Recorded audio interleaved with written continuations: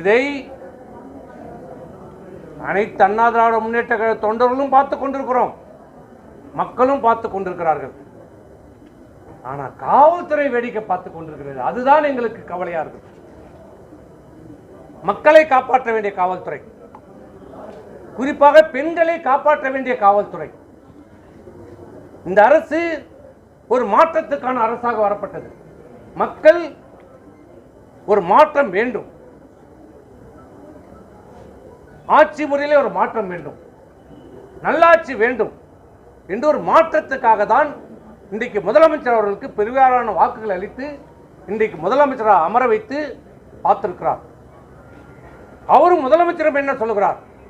பெண்கள் பாதுகாக்கப்படுவார்கள், பெண்களுக்கு தீங்கி இருந்தால், அநீதி இழைக்கப்பட்டால் உடனடியாக நடவடிக்கை எடுக்கப்படும் என்னுடைய ஆட்சியில் என்றுதான் சிங்கப்பெண் என்ற படையை இன்றைக்கு உருவாக்கி இருக்கிறார் முதலமைச்சர்.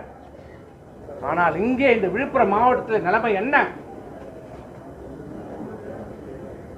விழுப்புரம் மாவட்ட நிலைமையில என்ன நிலைமை? இன்றைக்கு பெண்கள் தைரியமாக பொது வாழ்க்கைக்கு வர முடியாது. இனிமேல் யாரும் வர முடியாது, அச்சப்படுகிறார்கள், பயப்படுகிறார்கள்.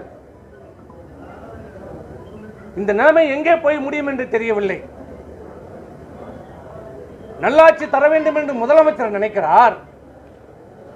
ஆனால் இங்கே கீழே இருக்கிற அலுவலர்கள் மாறவில்லை.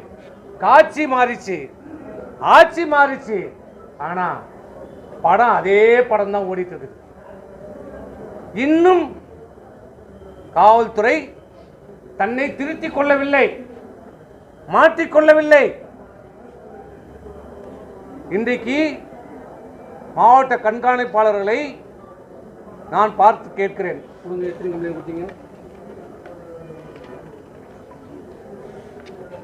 31/3/2026 செஞ்சியில் ஒரு புகார்,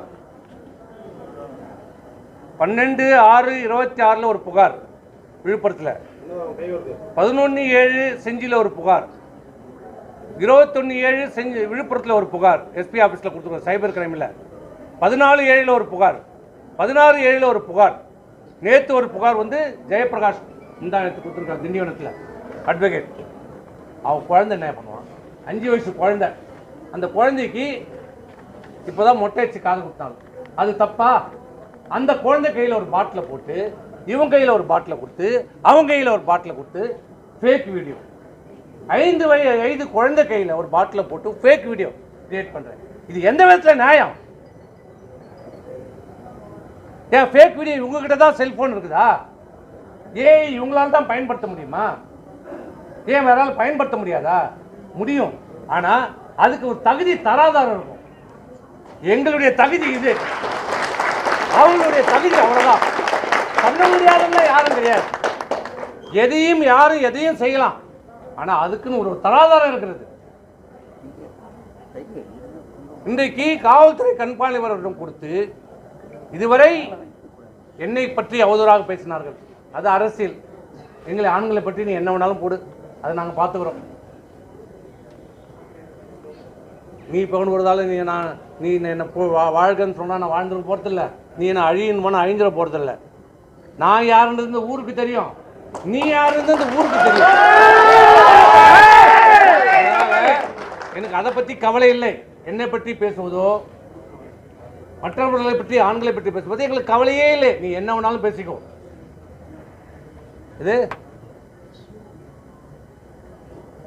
ஆனால் பெண்களை தரந்தாழ்த்தி பேசுகிறது.